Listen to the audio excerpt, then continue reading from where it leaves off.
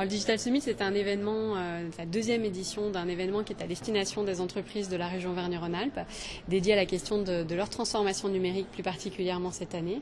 Et c'est un événement qu'on a voulu vraiment en mode de solution. C'est-à-dire qu'on est parti d'un constat, et notamment une étude de la BPI en octobre 2017. 87% des entreprises aujourd'hui considèrent que le numérique n'est pas une priorité stratégique. Et nous, on a voulu, parce que c'est un petit peu inquiétant, partir de ce constat, mais non pas l'aborder sous un angle anxiogène pour les entreprises, mais vraiment être dans une logique d'apporter des solutions et surtout de rendre concret cette question de la transformation numérique, parce qu'en tant que telle, on a un petit peu du mal parfois à se représenter ce que ça veut dire une transformation numérique. Un des changements dans la digitalisation, c'est qu'il ne faut pas rester tout seul et on est beaucoup en collaboratif. Ça, c'est un des changements majeurs. Pour aller vite en digitalisation, on ne peut pas tout maîtriser au niveau des compétences. Donc le seul moyen, c'est de s'ouvrir et d'aller chercher les compétences un peu partout.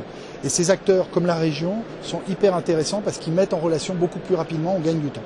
Concrètement, le numérique, c'est pas une fin en soi, c'est vraiment un outil, c'est vraiment une façon de penser ou de faire dans les entreprises, mais ça vient impacter l'ensemble de la chaîne de valeur de l'entreprise, aussi bien la façon dont elle va concevoir, produire, commercialiser, livrer aussi parfois, ou délivrer son service client. Donc là, on est vraiment sur la digitalisation de l'industrie. Donc, ce qui est intéressant, c'est d'avoir le retour déjà de grands groupes industriels et aussi de PME qui ont entamé cette démarche. Donc on voit qu'il y a des grandes thématiques qui reviennent, la robotique, l'impression 3D.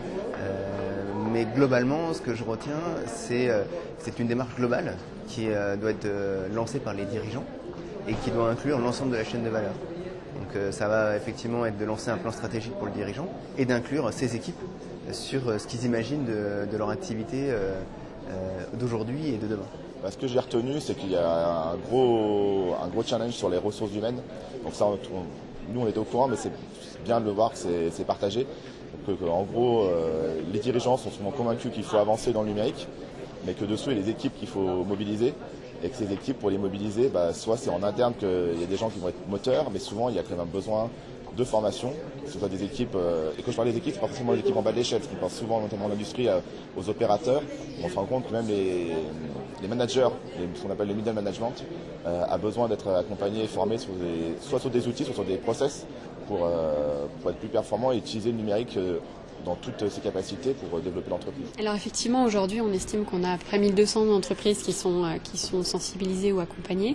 Nous, vraiment l'idée de ce plan qu'on a mis en place avec l'ensemble de nos partenaires, c'est d'intégrer une brique numérique dans tous leurs programmes massifs de formation. C'est-à-dire qu'aujourd'hui, par exemple, la Chambre des métiers et d'artisanat sensibilise chaque année 13 000 créateurs ou repreneurs d'entreprises.